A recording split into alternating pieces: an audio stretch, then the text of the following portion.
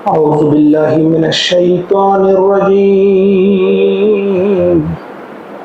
بسم الله الرحمن الرحيم والذين كفروا بآيات الله ولقائه أولئك يئسوا من رحمتي وأولئك لهم عذاب أليم صدق اللہ العظیم۔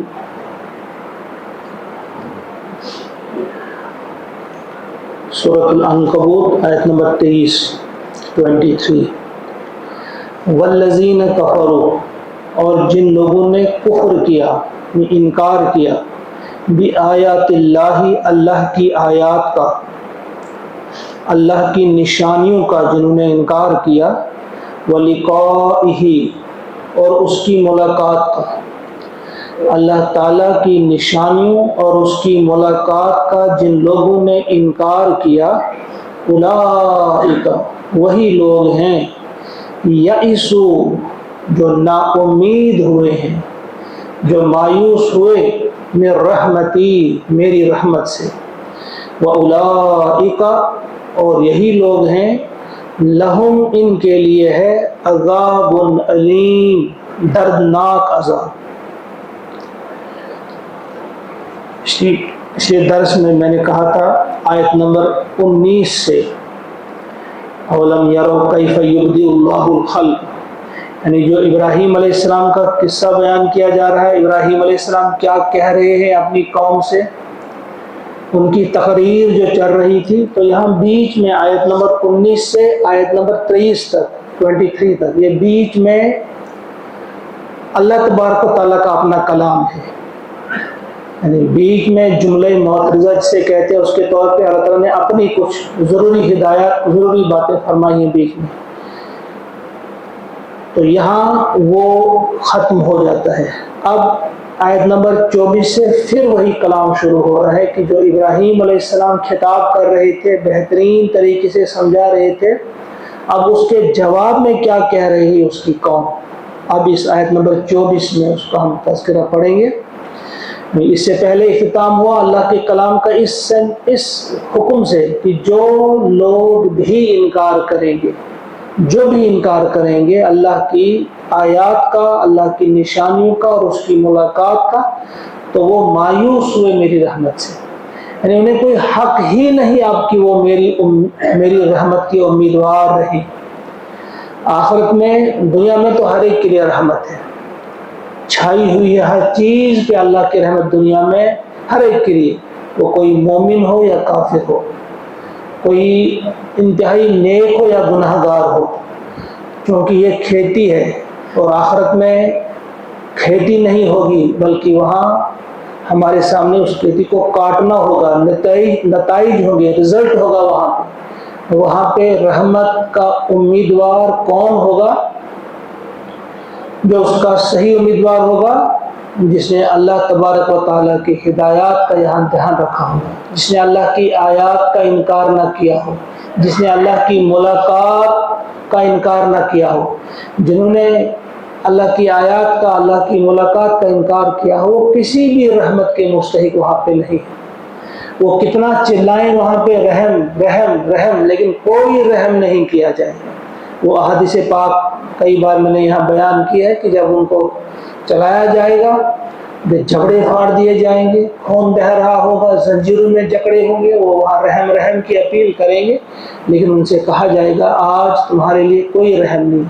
یہی رحم رحم اگر دنیا میں پکارا ہوتا، وہاں تم پر رحم کیا جاتا، تمہاری مغفرت کی جاتی، وہاں کوئی دعا قبول نہیں ہوگی، وہ دعا کی جگہ وہاں نہیں ہے، دعا یہاں کرنی ہے، رحمت کو کمانا یہاں ہے، اس کا حقدار بننا ہے تو یہاں بننا ہے۔ اب فرما رہے ہیں کہ جواب کیا دیا اس کی قوم نے، فما کان جواب قومہ، تو نہیں تھا جواب اس کی قوم کا کچھ بھی، الا مگر، یعنی سوائے اس کے کوئی جواب نہیں دیا قوم نے۔ کیا کہا انہوں نے؟ ان کے قالو، وہ بولے، انہوں نے کہا، اقتلوہ، قتل کر دو اسے، یعنی ان کے پاس اس تقریر کا، اس خطاب کا جو درس دیا ابراہیم علیہ السلام نے، ان کے سامنے جو دعوت رکھی، انتہائی مؤثر انداز میں، انتہائی حلیمی کے انداز میں ان کے سامنے جو دعوت رکھی، کامیابی کا راز بتا دیا. لیکن اس کے جواب میں انہوں نے کیا کہا؟ جب کوئی جواب نہیں بن پایا کہا اس کی زبان ہی کاٹ دو، اس کو ہمیشہ کے لیے خاموش رکھو، اس کو قتل کر دو، اقتلوہ، اس کو قتل کر دو، او حرقوہ، او یا حرقوہ، اسے جلا ڈالو، یا اسے جلا ڈالو. گویا جب وہ آپس میں مشورے کر رہے تھے، کچھ لوگوں نے مشورہ دیا ہوگا اس کو قتل کریں گے، پھانسی پہ لٹکائیں گے، یہ کریں گے، وہ کریں گے. کچھ نے کہا نہیں، اس کو جلاؤ، تاکہ اس کو جو تکلیف پہنچے گی لوگ دیکھیں گے، اس تکلیف کو کوئی جرت نہیں کرے گا آئندہ ہماری مقابل زبان کھولنے کی، کوئی اس قسم کی غلطی نہیں کرے گا. لہذا اس کو اگر سزا دینی ہے، پھانسی کی سزا نہیں، قتل کی سزا نہیں، بلکہ جلانا ہے، دنیا دیکھے، دنیا کے سامنے اسے جلانا ہے. او حرقوہ، جب فیصلہ کر لیا انہوں نے، اور بالآخر یہاں تو مختصر کہا گیا ہے فَأَنْجَاهُ اللَّهُ مِنَ النَّارِ، اللہ تعالیٰ نے بچا لیا اسے آگ سے. یہاں تو اتنا بتا دیا، لیکن سورہ انبیاء میں آپ سب جانتے ہیں کہ کس طرح سے انہوں نے وہ پکڑا اسے، اور کس طرح سے وضاحت جو اس کی آئی ہے، منجنیق کے ساتھ باندھ دیا، اس کے ذریعے پھینکا تھا، کیونکہ بہت بڑا الاؤ تھا. ان کا یہ خیال تھا جو ہی ہم منجنیق کے ذریعے سے باندھیں گے تو یہ فوراً مان جائے گا ہماری ایک ایک بات. لیکن جس دل میں ایمان اتر جاتا ہے، ایمان کا نور آ جاتا ہے، وہ موت سے نہیں گھبراتا. اس نے کہا بھائی کس چیز سے مجھے ڈرا رہی ہو؟ یہ آگ مجھے کیا کر رہی، کیا کرے گی؟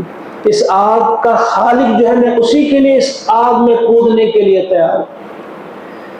کوئی خوف نہیں، کوئی ڈر نہیں، بے خطر کود پڑا آتش نمرود میں. عشق عقل ہے محو تماشائی لبے بام ابھی، اسی کو عشق کہتے ہیں. جو اللہ کے ساتھ بے پناہ عشق کرنے والا ہو، محبت کرنے والا ہو، اسے کوئی خوف نہیں ہوتا. آگ ہو، دریا ہو، طغیانی ہو، کچھ بھی ہو، اسے کسی قسم کا خوف نہیں ہوتا.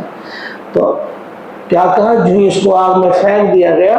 سورہ انبیاء میں وضاحت کے ساتھ آئی ہے کہ یہ بات آئی ہے کہ اللہ تعالیٰ نے پھر آرڈر کیا خود آگ کو. جبریل امین بھی آئے تھے کہ ہم آپ کی مدد کر سکتے ہیں. کہا کیوں؟ آپ کون ہوتے ہیں میری مدد کرنے والے؟ اللہ نے بھیجا ہے، کسی نے بھی بھیجا ہو، اللہ کو خبر ہے میرے بارے میں.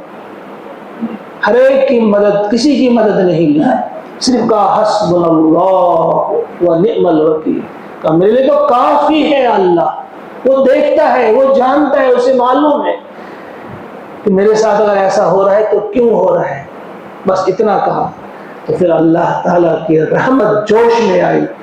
آرڈر کیا آگ کو، یا نار قلنا یا نار کونی بردن و سلاما علی ابراہیم. ہم نے کہا کہ آگ تو ٹھنڈی ہو جا اور سلامتی بن جا ابراہیم کے لیے. ٹھنڈی ہو جانا، مگر اتنا ٹھنڈی بھی نہیں، اتنی ٹھنڈی نہیں ہو جانا کہ میرے حبیب کو سردی لگے، اسے سردی بھی نہ لگے، گرمی بھی نہ لگے. تو فرمایا فَأَنْجَاهُ اللَّهُ مِنَ النَّارِ، تو ہم نے اسے آگ سے بچا لیا. إِنَّ فِي ذَلِكَ، بے شک اس میں ہے، لَآیَاتٍ، یقینی طور پہ نشانیاں ہیں اس میں. مگر کن کے لیے؟ لِقَوْمٍ يُؤْمِنُونَ، ایسے لوگوں کے لیے جو ایمان رکھتے ہیں. یہ ساری نشانیاں، یہ سارے واقعات کس کے دل کو بدل سکتے ہیں؟ کس کے دل کو بدلیں گے؟ جو ایمان والے ہیں. جنہیں ایمان ہی نہ ہو وہ اسے کس سے سمجھیں گے؟ کہانیاں سمجھیں گے، وہ اسے دل بہلائی کا ایک ذریعہ سمجھیں گے کہ بھائی جس طرح سے رستم اور اسفندیار کے قصے ہوا کرتے تھے، بس ایک قصہ یہ بھی ہے. لیکن جو ایمان والے ہوں ان کے لیے اس میں نشانیاں ہیں. اب اس واقعے میں کیا نشانیاں ہیں؟ 3 نشانیاں خاص طور سے. پہلی نشانی ہے کہ یہ آگ جو جلانے کا کام کرتی ہے، یہ اللہ ہی کے حکم سے کرتی ہے. جب بھی چاہے، جس وقت بھی چاہے، اللہ تعالیٰ آگ سے ٹھنڈک پہنچانے کا کام بھی لے سکتا ہے. یہ اللہ کی اپنی مرضی ہے، وہ روک سکتا ہے آگ کو جلانے سے. حکم دیا آگ کو کہ تم نے نہیں جلانا ہے. پہلی نشانی اس میں یہ کہ جو بھی کام دنیا میں ہوتا ہے، جس کا بھی جو کام ہے وہ اللہ کے حکم کے بغیر نہیں ہوتا۔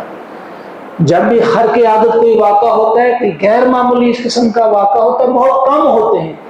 یہ اللہ کی جب دیکھتا ہے کہ کوئی مصلحت ہو، اس وقت پھر اللہ کا ایسا حکم آ جاتا ہے۔ دوسری نشانی اس میں یہ کہ کتنی طاقت ہو کسی کے پاس، حکومت اس کے ساتھ ہو، سارے لوگ اس کے ساتھ ہوں، کفر ساتھ تھا، حکومت ساتھ تھی، شریر لوگ ساتھ تھے، بڑی طاقتیں ساتھ تھی، لیکن ابراہیم کو کوئی نقصان نہیں پہنچا سکے، کوئی نقصان نہیں پہنچا سکتا۔ سارا ملک ایک طرف تھا، دوسری طرف تنہا تھا ابراہیم علیہ السلام۔ یہ دوسری نشانی اس میں تھی۔ اور ایک اور نشانی اس میں تھی، تیسری نشانی کہ یہ نظارہ دیکھنے والے ہزاروں لوگ تھے، بہت سارے لوگ تھے جو اس نظارہ دیکھ رہے تھے، لیکن کسی کو ہدایت نصیب نہیں ہوئی۔ گویا ہدایت اللہ کے ہاتھ میں، اللہ تعالیٰ نے اس کے لیے کرائیٹیریا رکھا ہے، اس کے لیے کچھ معیار رکھا ہے کہ کس کو ہدایت دینی ہے، کس کو نہیں دینی۔ سارے لوگ دیکھ رہے تھے، کوئی ایمان نہیں لے آیا سوائے ایک کے، حضرت لوط علیہ السلام، بس جو ان کے بھتیجے تھے۔ آگے والی آیت میں ہم پڑھیں گے تو فرمایا اس میں آیات ہیں، نشانیاں ہیں اس واقعے میں، مگر کس کے لیے ہے؟ جو ایمان والے ہوں ان کے لیے نشانیاں ہیں۔ وقال، اور کہا ابراہیم علیہ السلام نے، ابراہیم علیہ السلام نے کیا کہا؟ انما اتخذتم،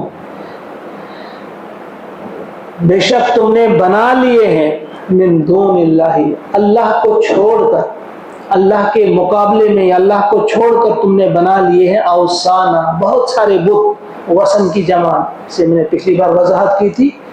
صنم وثن میں کیا فرق ہے اور جو انصاب ہیں وہ کیا ہوتے ہیں؟ تین قسم کے بتوں کا ذکر جو قرآن پاک میں ہے۔ تم نے جو بت بنا رکھے ہیں اللہ کے سوا، یہ کیا بنا ہے تم نے؟ مودتم بینکم، یہ ذریعہ ہے آپسی محبت، یعنی تم جو آپس میں محبت ایک قوم بن کر رہتے ہو، اس کے لیے تم نے جو ذریعہ بنایا ہے اس بت پرستی کو بنایا ہے، یعنی اس پر تم سب متفق ہو، لہذا تم نے ذریعہ بنا لیا ہے آپسی مودت کا، آپسی محبت کا، آپسی بھائی چارے کا۔ جو اتحاد تم نے بنایا ہے کس بنیاد پہ بنایا ہے؟ بتوں کے بنیاد پہ، ان کو تم نے بنایا ہے اتحاد کا ذریعہ۔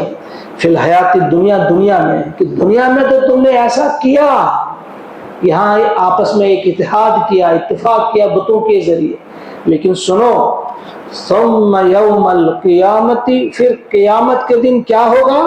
یکفر، انکار کریں گے، بعضکم ببعض، تم ایک دوسرے کا اس دن انکار کرو گے، کوئی کسی کی بات نہیں مانے گا، تم ان پر دھرو گے الزام کہ انہوں نے تمہیں گمراہ کیا، اور یہ تم پر الزام دھریں گے، ایک دوسرے پہ الزام دھریں گے، ایک دوسرے کا انکار کرو گے تم۔ وَيَلْعَنَ بَعْضُكُمْ بَعْضًا، اور تم ایک دوسرے پر لعنت بھیج دو گے۔ یہ مضمون کئی جگہ پہ قرآن پاک میں آیا ہے، ایک جگہ تو سب کو یاد ہی ہوگی، ربنا انا اطعنا سادتنا وکبراءنا فاضلونا السبیل، اے ہمارے رب، ہم نے اپنے بڑوں کی، اپنے لیڈروں کی اتباع کی تھی، اطاعت کی تھی، انہوں نے ہمیں گمراہ کر دیا، اضلونا السبیل۔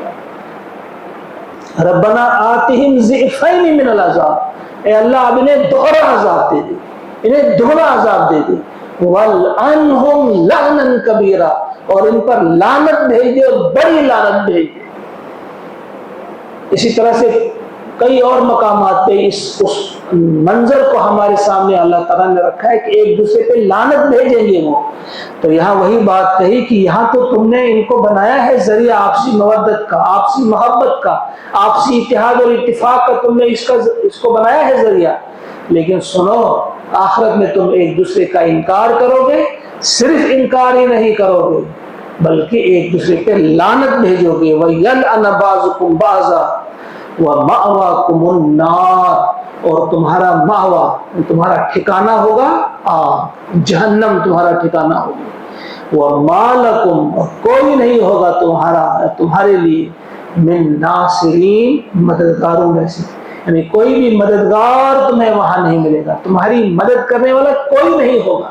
اگر تمہارے ذہن میں یہ ہے کہ یہ وہاں مدد کریں گے، کوئی نہیں مدد کرے گا، کوئی انسان نہیں، کوئی جن نہیں، کوئی فرشتہ نہیں، کوئی بھی تمہاری مدد نہیں کر سکتا وہاں پہ۔ تو یہ جو الفاظ ہیں یہ ظاہر کر رہے ہیں کہ یہ آگ سے نکلنے کے بعد ابراہیم علیہ السلام نے ان سے کہے۔ جب آگ سے نکلنے کے بعد بھی یہ سب، یہ بہت بڑا معجزہ تھا، یہ دیکھنے کے بعد بھی جب وہ ایمان نہیں لائے تو یہ باتیں کہیں اس وقت ابراہیم علیہ السلام نے ان سے۔ اور پھر ایک شخص متاثر ہوگا، بس ایک شخص، کون تھا؟ فآمن لہ لوط، پس ایمان لایا اس پہ لوط، حضرت لوط علیہ السلام جو ان کے بھتیجے تھے وہ ایمان لے آئے۔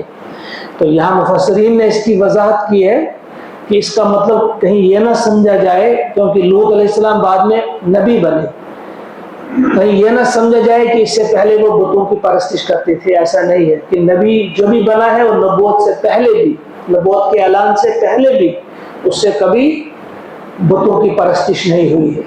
تو یہاں جو لام ہے لہو، اس سے مراد ہوتا ہے کسی انسان کے بارے میں، گویا یہ جو ایمان لایا کس پر؟ ابراہیم علیہ السلام کی نبوت کا قائل ہو گیا، ابراہیم علیہ السلام کی نبوت پر ایمان لایا، وہ اللہ کو پہلے سے ماننے والا تھا، یہ کسی بت کا ماننے والا نہیں تھا، بس ایمان لایا ابراہیم علیہ السلام پر، لوط علیہ السلام۔ وقال، اور فرمایا اس وقت ابراہیم علیہ السلام نے کہا، انی مہاجر، کہ میں ہجرت کرنے والا ہوں، میں جانے والا ہوں، الی ربی، اپنے رب کی طرف، انہو، بے شک وہ ہے، هو العزیز الحکیم، وہی ہے زبردست، غالب اور حکمت والا وہ ہے۔ اس طرح ہے ہمیں اور پڑھا ہے، وقال انی ذاہب الی ربی سیہدین، یہی الفاظ ہیں۔ ایک آیت ہم مکمل کریں گے اور 27، وَوَهَبْنَا لَهُ إِسْحَاقَ۔ اب یہاں تک تو ذکر تھا ابراہیم علیہ السلام کی جانفشانی کا، قربانی کا، ایثار کا، کہ ابراہیم علیہ السلام نے کیا کیا کیا، آگ میں کودنے کے لیے بھی تیار ہو گئے، اپنا وطن چھوڑنے کے لیے تیار ہو گئے، اپنے سب گھر والوں کی، باقی لوگوں کی دشمنی مول لینے کے لیے تیار ہوئے، یہ سب قربانیوں کا تذکرہ تھا۔ اب اللہ تعالیٰ اپنی رحمتوں کا تذکرہ کر رہے ہیں کہ ہم نے اس کے لیے اب کیا کیا، جب یہ کیا ابراہیم نے میرے لیے، تو اس عمل کے جواب میں اب اللہ تعالیٰ نے کون سا عمل کیا، اللہ تعالیٰ کی کرم فرمائی کیسی ہوئی؟ فرمایا وَوَهَبْنَا لَهُ إِسْحَاقَ، ہم نے عطا فرمائے اسے اسحاق علیہ السلام، و یعقوب، اور یعقوب ان کا پوتا، ہم نے ان کو اسحاق علیہ السلام عطا کیے، یعقوب علیہ السلام عطا کیے، اور اتنا ہی نہیں، وَجَعَلْنَا فِي ذُرِّيَّتِهِ، اور ہم نے رکھ دی اس کی ذریت میں، اس کی اولاد میں ہم نے رکھ دی النبوت، نبوت۔ آپ سب جانتے ہیں کہ نبوت ان کی اولاد میں کتنی، اسحاق علیہ السلام کے کچھ سے کتنے نکلے تھے، کتنے نبی آئے گا؟ حضرت یعقوب علیہ السلام، حضرت یوسف علیہ السلام، حضرت داؤد علیہ السلام، حضرت سلیمان علیہ السلام، حضرت موسیٰ علیہ السلام، حضرت عیسیٰ علیہ السلام، تو انہی کی ذریت میں سے یہ، اور پھر اسماعیل کی شاخ سے پھر حضرت محمد عربی صلی اللہ علیہ وسلم، وہ بھی ابراہیم علیہ السلام ہی کی ذریت میں سے تھے۔ تو کہا ہم نے کیا عطا کیا اسے، کیا عطا کیا؟ اسحاق عطا کیا، یعقوب عطا کیا، باقی لوگوں کا تذکرہ نہیں کیا، مقصد چھوڑا یہاں پہ، اور ان کی ذریت میں اور ان کی اولاد میں ہم نے نبوت رکھی، والکتاب، اور کتاب عطا کی، وَآتَيْنَاهُ أَجْرَهُ فِي الدُّنْيَا، یہ ذہن میں رکھے بات، یعنی اللہ تعالیٰ جو کچھ آپ کرتے ہیں، آپ کی ان نیکیوں کا، آپ کے ایثار کا، آپ کی قربانیوں کا صرف آخرت میں صلہ نہیں ملتا، دنیا میں بھی ملتا ہے۔ فرمایا وَآتَيْنَاهُ أَجْرَهُ فِي الدُّنْيَا، ہم نے اس کو اس کی اس قربانی کا، اس کے اس ایثار کا، اس کی اس ساری جانفشانی کا ہم نے اس کو اجر دیا، فی الدنیا، دنیا میں ہم نے اس کو دنیا میں بھی اس کا اجر دیا، اور اتنا ہی نہیں، وَإِنَّهُ، اور بے شک وہ، فی الآخرتی، آخرت میں، لَمِنَ الصَّالِحِينَ، یقینی طور پہ صالحین میں سے ہوگا، یعنی دنیا میں بھی ہم نے اسے بہترین اجر دیا، دنیا میں بھی ہم نے اس کا صلہ دیا، جو کچھ اس نے کیا ہمارے لیے، جو کچھ اس کی قربانی تھی، جو کچھ اس کا کنٹریبیوشن تھا جو ہمارے لیے اس نے کیا، اس کا صلہ ہم نے دنیا میں بھی اس کو دیا اور آخرت میں وہ صالحین میں سے ہوگا۔ اللہ تعالیٰ سے دعا ہے کہ وہ ہم سب کو توفیق عطا فرمائے کہ ہمیں ایسا ہی ایمان عطا فرمائے جیسا ایمان ابراہیم علیہ السلام کے دل میں تھا۔ یا الہ العالمین ہم سب کے گناہوں کو معاف فرما، ہم سب کی خطاؤں سے درگزر فرما۔ اے اللہ ہمیں عملی مسلمان بنا دے، اے اللہ ہمیں عمل کرنے والا بنا دے، ہمیں یقین عطا فرما۔ وصلی اللہ وسلم علی سیدنا و مولانا محمد وآلہ واصحابہ اجمعین برحمتک یا ارحم الراحمین۔ السلام علیکم۔